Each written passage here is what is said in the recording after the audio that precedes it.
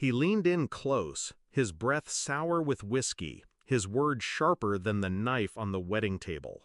If it wasn't for pity, no one would have invited you. 17 years since he'd thrown me out, and still his voice carried the same venom, same sneer, same satisfaction in trying to cut me down. I didn't answer, I just sipped my wine. Let him believe he'd landed the blow, because the real strike was still waiting. I was 13 when he told me to leave, said I was weak, said I'd never amount to anything. He shoved me onto the porch with nothing but a duffel bag and the clothes on my back. My mother stood in the doorway, silent, like a shadow that refused to move. I walked into the night alone, slept on couches, worked jobs no one wanted, fought for every inch of survival. And in that fight, I found something my father never expected: discipline. At 18, I signed a paper that would change my life: the Army. While he poured drinks at bars, I was learning strategy, resilience, and control. Every rank I earned, every stripe on my uniform was a step further away from the boy he'd discarded. By 30, I was a soldier men followed. By 40, a leader other leaders listened to. And by 45, I had a title carved in stone: Major General. He never knew, not until tonight. When I walked into the reception hall, heads turned. Old classmates, neighbors, even my brother's friends, they saw a man they didn't recognize. Tailored uniform under the dress blues, posture straight, calm, commanding.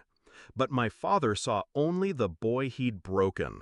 That's what narcissists do. They stay stuck in their own past. So when he spat those words, I didn't flinch. I let them hang in the air, heavy, petty, beneath me, because the room was about to shift. The bride, my brother's wife now, rose with the microphone.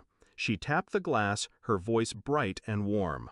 "I'd like to make a toast," she said. "Not to the groom, not to me, but to someone in this room whose story deserves to be honored."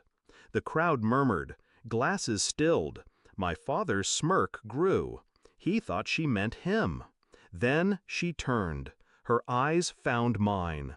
"To Major General Davis," she said, lifting her glass, "a man who served, who fought, who rose when life tried to keep him down.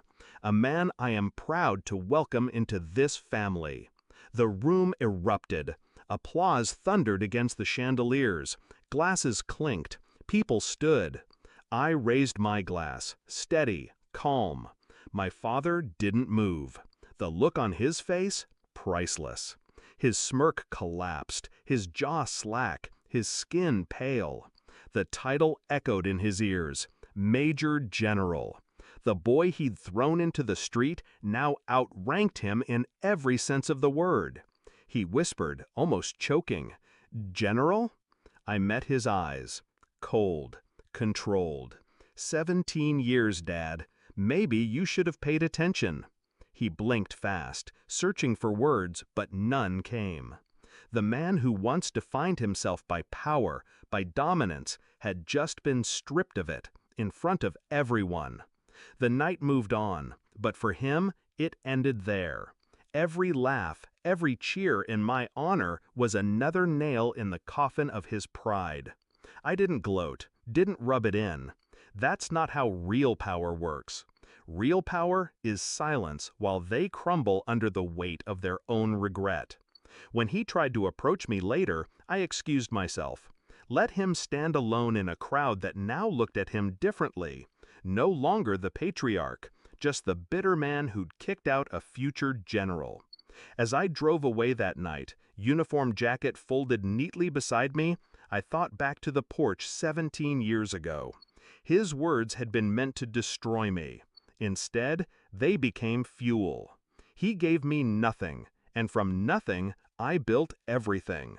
The revenge wasn't in humiliating him at that wedding. It wasn't in the applause, the toast, or the shocked faces. The revenge was in every year I spent proving him wrong without ever saying his name. And the final blow? Letting him choke on the truth in front of everyone he'd tried to impress. So yes, I sipped my wine and smiled, because the boy he abandoned was gone, and in his place stood the man he could never become.